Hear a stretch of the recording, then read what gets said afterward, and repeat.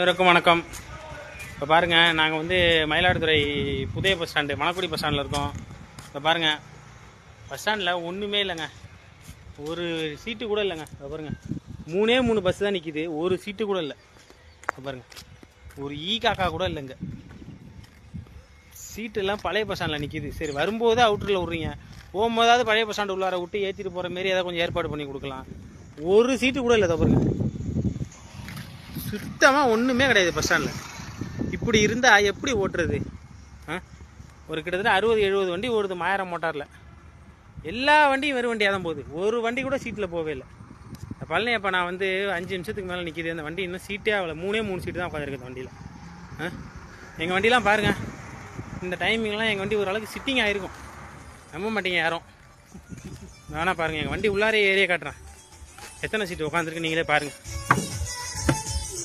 பாருங்க, சீட்டே இல்லை, சுத்தமாக ஒரு சீட்டு கூட இல்லை. எங்கள் வண்டியில் 100 லிட்டர் டீசல் பிடிக்குது.